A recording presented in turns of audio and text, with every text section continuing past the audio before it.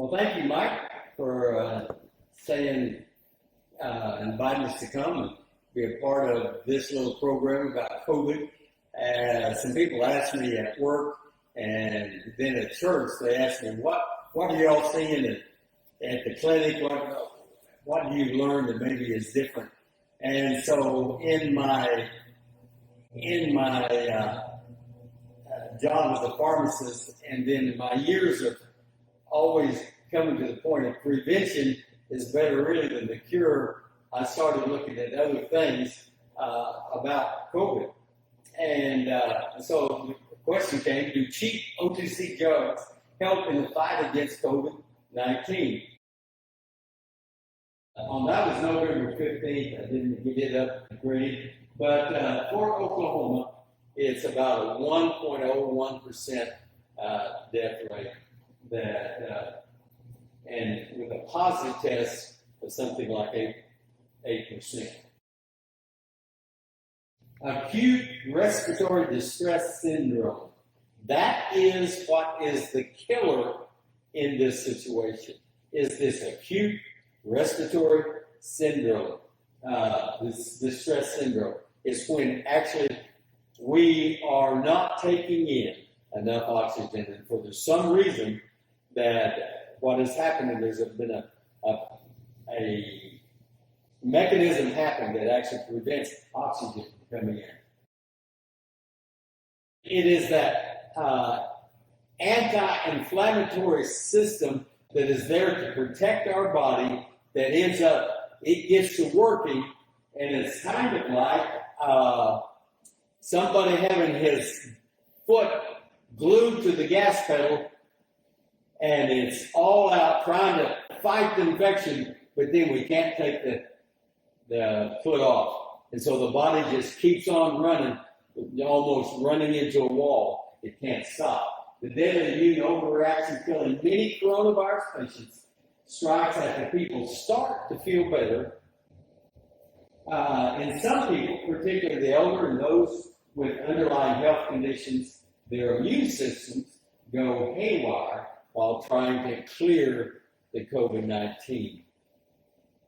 It seems that actually what they found is our body clears the virus within 5 to 7 days. In fact, if you think about it, next time you have a cold, you'll see yourself that you're sick, and then you seem to get over the sickness, the fever and stuff, but there's the cough, the congestion, and all that stuff. That's the leftover anti-inflammatory system working. And so anyway, so what can we do? Well, we're going to look at a good immune system. It's necessary for a good fight against infectious diseases of any kind. And so that immune system that we're going to talk about is really found in what you eat. Let food be thy medicine, and let medicine be thy food. The higher levels of vitamin D, the lower positive test. This was what was found in Spain. The higher levels of vitamin D, the lower positive tests of COVID-19. Actually, no difference in age, sex, ethnicity. In other words, the lower the vitamin D levels, the higher the positive cases. This has been shown. Study done, trained again, a statistic that showed people who were not getting vitamin D had a 50% greater chance of admission to the hospital. And these are what is going wrong with this, what you might call this cytokine storm is mentioned in there, but this overall, the sickness that happens to many people. There's going to be this acute respiratory distress syndrome, and it showed that, it actually helped to stop that, this cytokine storm. It also regulated your renin-angiotensin system. That's part of our blood pressure system. We actually take medicines for blood pressure that regulate that, but that's not just in the kidneys. It's literally all over the body. Modulating neutrophil activity, that's the ones that's part of those that fight. Maintaining the integrity of the pulmonary epithelial barrier. We need to remember that in our lungs, our epithelium, our gut, wherever it is, we're just one cell away from the outside. You might, it's a barrier. That epithelial cell is a barrier, and we keep it in good health. It fights off a lot of the problems. And it also, but because it actually stimulates, vitamin D stimulates epithelial repair and tapering down the increased coagulability. And what have we heard? People that have died, quite often have died because of a blood clot. Okay, these are people in the range of the age 60 years old. As the level of vitamin D went up, actually the death rates went down. The individuals with vitamin D deficiency were more likely to develop COVID-19 than those who had sufficient vitamin D levels. Vitamin D, how much should we take? About 2,000 units. That would be, a lot of people do take more than that. There are people that do not absorb it well, and so they find out they need to take. They actually found there's a bacteria. There is one bacteria in our gut that actually fights this SARS, and it is this one right there, probiotic It's not in every makeup of it, but it should. The bottom line is, it's doing this. It's building up that mucosal barrier in our gut. That because one of our main line fighters against infection is our gut. Because when we have a good gut bacteria, they're down there, they're fighting for us. Next one we'll talk about is N-acetylcysteine. This is one that not well known. So what does it do? It seems to reduce that cytokine storm and symptoms of it. Enhances T-cell response to influenza infection. So we found out that, NAC actually helps with flu. We have really two kinds of fighter cells. We have B cells that are actually formed in the bones, and T cells that formed in the thymus. And these help fight infection. And some way or other, N-acetylcysteine helps that. For those that would feel like they want to take it, just remember it smells rather funny. It's got a odor. Yeah. So there it is, NAC, 600 milligrams, 2 times a day. Okay, next one, zinc. What about zinc?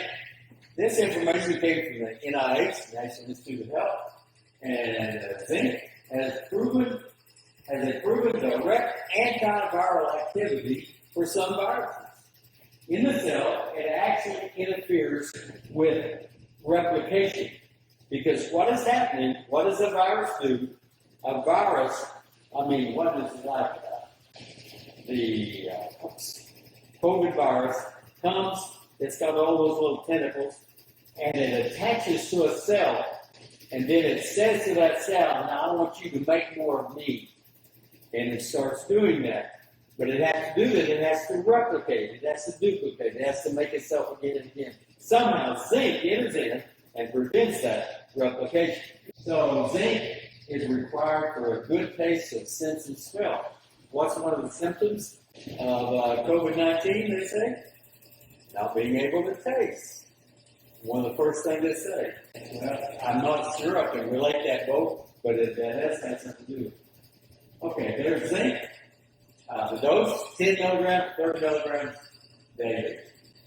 Zinc just can't say, I want to go in. It's got to have somebody take it in. And that's called an ionophore. So it can get into the cell. So, in getting that stuff into the cell, one of those items is called quercetin.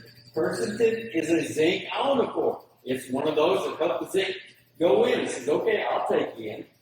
I can go in. So quercetin is a flavonoid found in capers, peppers, onions. It has been described as a zinc alkali. Dose of quercetin, 500 milligrams 2 times a day. Something else that helps it go in, green tea. Food's high in zinc. It's going to be a lot easier. Right there.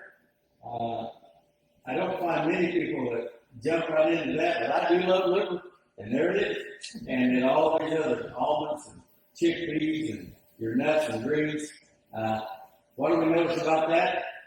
Colorful diet. So vitamin C, 500 milligrams, 2 times a day. Where do we find it? Well, we know where we find it in all these nice fruity fruits, citrus. An over-the-counter sleep aid might help prevent and treat COVID-19. This is in a new analysis of a patient data from the Cleveland Clinic. Researchers found that patients who happened to be taking melatonin were nearly 30% less likely to test positive for SARS-CoV-2, the virus that causes COVID, independent of risk factors like age or other diseases. Among African Americans, the difference was even greater, with a 52% reduction of melatonin. So there we are. Melatonin dose 1 milligram to 5 milligram. It's what is it used for quite often? Sleep, and it definitely for some people it will work. It's that natural hormone that is in the body that makes us sleep. For many people, 1 or 2 milligrams, 3 milligrams works fine.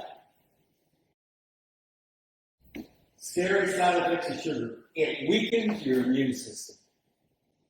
The ingestion of as little as 100 grams of refined sugar reduces the ability of the whole white blood cells to destroy bacteria by 50% within 2 hours. Your system will be compromised. So if we're drinking pop all day long, we're literally fighting our immune system. Our immune system is trying to get over, and if we're lowering our fight by 50% by every hour drinking another soda, it can't be good. So an overdose of sugar eating or drinking 100 grams, 8 teaspoons of sugar, there's 2.5 12-ounce cans, can reduce the ability of white blood cells to kill germs by 40%. That was another study. Okay, an example is 2 cruise ships. Back in March or April, 2 cruise ships left at the same time. I can't remember which port. It was Norwegian and Princess. And one of them had a mask order, and one of them didn't.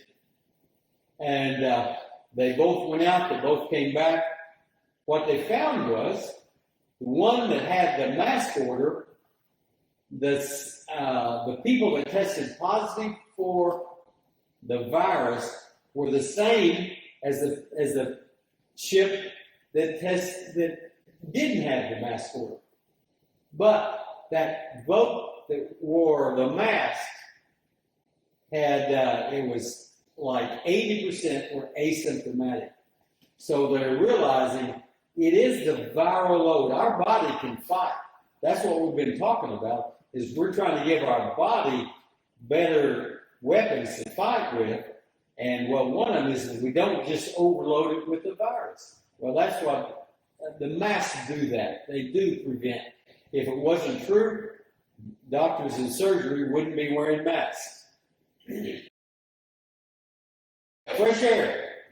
Just by ventilation, getting fresh air, walking, doing exercise, you're bringing in fresh air. Well, when you're bringing in fresh air, you're expelling, you're getting rid of viruses.